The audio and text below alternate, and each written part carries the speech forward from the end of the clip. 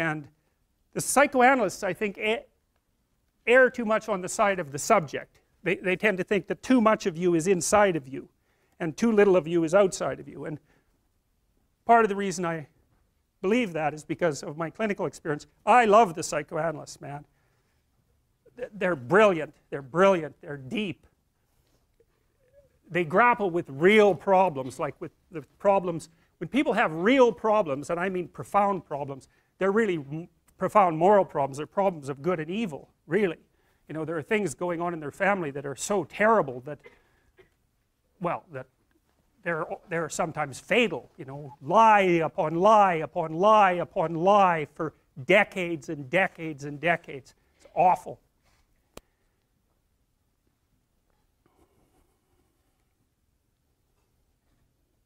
And that's not exactly inside them. It's out there in the world. And lots of the people that I see, very famous critic of psychology, I can't remember his name, but I probably will, criticized the practice of psychology quite effectively in the, I believe in the early 60s. The Myth of Mental Illness by Thomas Szasz, S-Z-A-S-Z. It's a classic. You should read it. If you're interested in psychology, read it. Like, it's a classic.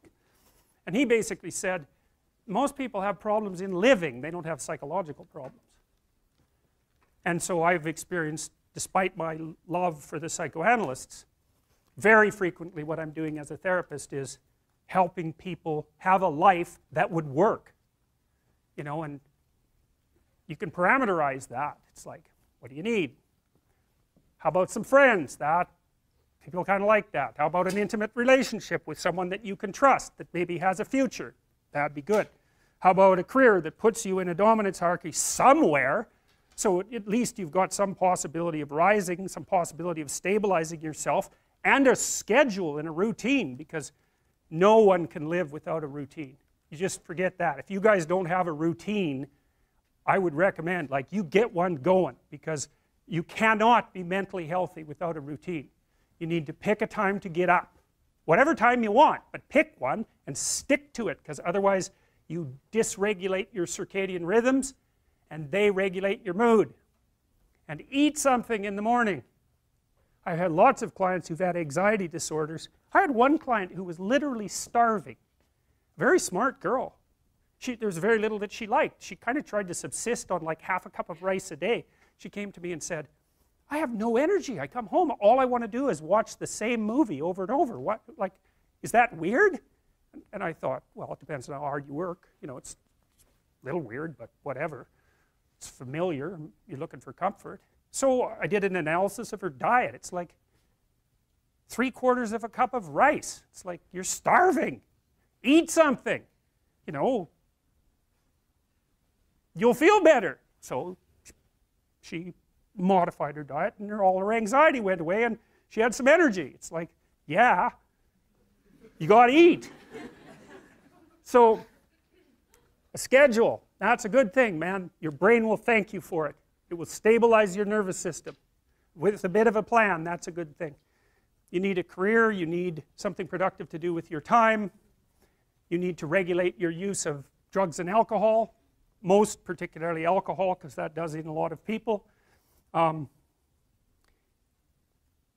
need a family, like the family you have, your parents and all that. It'd be nice if you all got along, you could work on that. That's a good thing to work on. And then, you know, you probably need children at some point, and that's life. That's what life is. And if you're missing, you know, you may have a good reason to not be operating on one of those dimensions. It's not mandatory, but I can tell you that if you're not operating reasonably well on 4, I think I mentioned 6, if you're not operating reasonably well on at least 3 of them, there's no way you're going to be psychologically thriving. And that's more pragmatic in some sense than psychological, right? Human beings have a nature. There's things we need. And if we have them, well, that's good. And if we don't have them, well, then we feel the lack. And so behaviorists, behavioral psychologists concentrate a lot more on that sort of thing. You know, it's practical. It's like strategizing. Make a career plan. Figure out how to negotiate, because that's bloody important. Figure out how to say what you need. Figure out how to tell the truth to people.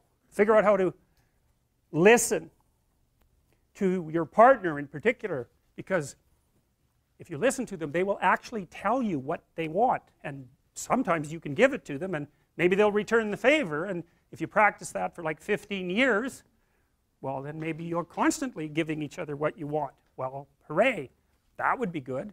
And then there's two of you under most circumstances, and it's better to have two brains than one, because people think differently because of their temperament mostly. And so the negotiation is where the wisdom arises, and it's part of the transformation, the psychological transformation that's attendant on an intimate relationship, and one of the fundamental purposes of a long-term intimate relationship.